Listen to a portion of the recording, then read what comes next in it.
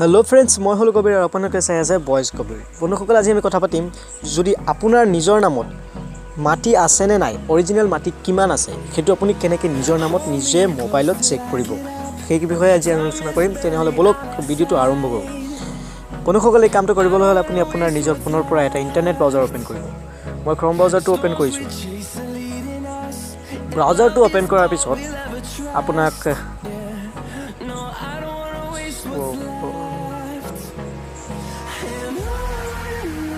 ব্ৰাউজাৰটো open কৰাৰ পিছত আপোনাৰ চাৰ্চ বাৰত লিখিব ৰেভিনিউ আছাম বুলি লিখি দিব। মই লিখি আছোঁ এইটো ৰেভিনিউ আছাম লিখি revenueassam.nic এনেকৈ লিখি চাৰ্চ কৰি দিব revenueassam.nic। তাৰপিছত প্ৰথম যিটো অপশ্যন আহিছে চাওক revenueassam.nic.in, তাত ক্লিক কৰক। তাত ক্লিক কৰাৰ লগে লগে আপোনাৰ সন্মুখত কেনেধৰণৰ এটা ইণ্টাৰফেচ আহিব, এই কেনেধৰণৰ। আৰু এইটো অহাৰ লগে লগে আপুনি এটা কাম কৰিব, ওপৰত যিটো 3 ডট আছে তাত ক্লিক কৰক। 3 ডট ক্লিক কৰাৰ পিছত আপুনি এইটো ডেস্কটপ চাইট কৰি ল'ব। ডেস্কটপ চাইট কৰাৰ পিছত অলপ সময় ল'ব। বাছ, আপুনি এইটো অলপ জুম কৰিব।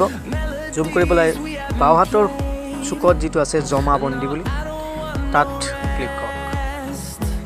জমাবন্দীত ক্লিক কৰাৰ লগে লগে আপোনাৰ চাৰ্জ জমাবন্দী কপি ইয়াত আহিব। তাৰপিছত ভিউ মোৰত মাৰিব। ভিউ মোৰত ক্লিক কৰাৰ পিছত আপোনাৰ সন্মুখত এনেধৰণৰ ইণ্টাৰফেচ আহিব। তেতিয়া আপুনি ইয়াৰ পৰা আপোনাৰ ডিষ্ট্ৰিক্ট মানে জিলাখন আৰু চিলেক্ট কৰি ল'ব। যদি ইয়াৰ পৰা আপুনি জিলাখন পোৱা নাই, তেনেহ'লে আপুনি এটা কাম কৰিব, ইয়াৰ পৰা আপোনাৰ জিলাৰ প্ৰথম যিটো আখৰ হয় সেইটো আপুনি কৰিলে তাত আহি যাব। ঠিক আছে, মোৰ ইয়াত আছে, মোৰ হোজাই হয়। ঠিক আছে, মই ইয়াত আকৌ আপোনালোকক দেখুৱাই দি আছোঁ। ক্লিক কৰিছোঁ। ক্লিক কৰাৰ লগে লগে আহি যাব, এইটো চাওক হোজাই আহিছে। হোজাই ক্লিক কৰি দিছোঁ। হোজাই ক্লিক কৰাৰ পিছত আপোনাৰ সন্মুখত আহিব চক্ৰ মানে চাৰ্কল অফিচটো চিলেক্ট কৰিব। মোৰ লংকা চাৰ্কল অফিচ চিলেক্ট কৰিছোঁ। চাৰ্কল অফিচ চিলেক্ট কৰাৰ লগে লগে আপোনাৰ সন্মুখত আহি যাব এইটো লিষ্ট, গাঁৱৰ লিষ্ট বা চহৰ টাউনৰ লিষ্ট। মোৰ জাৰণীগাঁও ক্লিক কৰি দিছোঁ।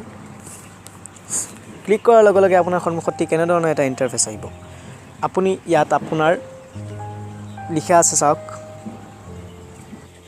ওপৰত 3টা অপশ্যন আছে চাওক। বাওঁ হাতৰ চুকত আছে এটা চাৰ্চ বাই ড্ৰাগ নাম্বাৰ, তাৰপিছত আছে চাৰ্চ বাই পাট্টা নাম্বাৰ, তাৰপিছত আছে চাওক চাৰ্চ বাই পাট্টাদাৰ নেম। আপুনি পাট্টাদাৰ নিজৰ নামৰ জৰিয়তে চেক কৰিব।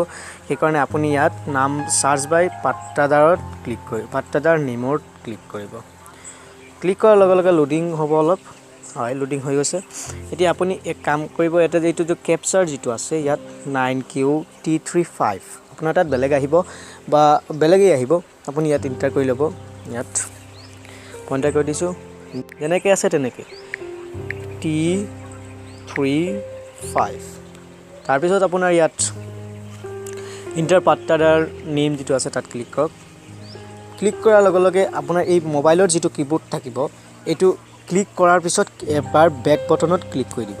বছ, ক্লিক কৰাৰ লগে লগে আপোনাৰ মোবাইলৰ কীবোৰ্ডটো আঁতৰি যাব, কিয়নো আপুনি ইয়াত মোবাইলৰ কীবোৰ্ডটো ইউজ কৰিব নোৱাৰে। ইয়াত তলতে কীবোৰ্ড দিয়া আছে চাওক, এইটো দিয়া আছে ৱেবছাইটৰ ফালৰ পৰা। আপুনি তাৰ পৰা আপোনাৰ নামটো ইণ্টাৰ কৰিব লাগিব। ঠিক আছে, মই ইয়াৰ পৰা মোৰ এটা নাম ইণ্টাৰ কৰি আছোঁ।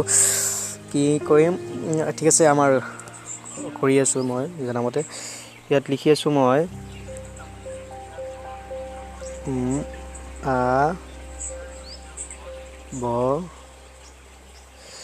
চাওক, এইটো আহিছে শ্ৰী আব্দুল চকুৰ পিতা ততিয়া যাব। এইটোত মই ক্লিক কৰি দিছোঁ। ক্লিক কৰাৰ লগে লগে আপুনি চাৰ্জত ক্লিক কৰিব। নামৰ সন্মুখত যিটো চাৰ্জ আছে, হয়, এইটো চাওক আপোনাৰ সন্মুখত আহিছে। পাট্টা নং 40 ৰাজমাটি পাতি কাকি মৌজা এনেকৈ আহি গৈছে পুৰা। কিমান আছে, কি কাৰ নামত কিমান, সেইটো চব পাই যাব আপুনি। তো বন্ধুসকল, আজিৰ কাৰণে ইমানেই আছিল। আশা কৰিছোঁ ভিডিঅ'টো ভাল লাগিছে। যদি ভিডিঅ'টো ভাল লাগিছে, আমাৰ ভিডিঅ'টো লাইক কৰিব। আৰু আপুনি আমাৰ চেনেলত যদি নতুন হয়, প্লিজ ছাবস্ক্ৰাইব কৰিবলৈ নাপাহৰিব। নহ'লে বলক ভিডিঅ' এতিয়া ইয়াতে সমাপ্ত কৰোঁ। মিলি আছোঁ অহা ভিডিঅ'ত। তেতিয়ালৈকে বাই বাই, টেক কেয়াৰ।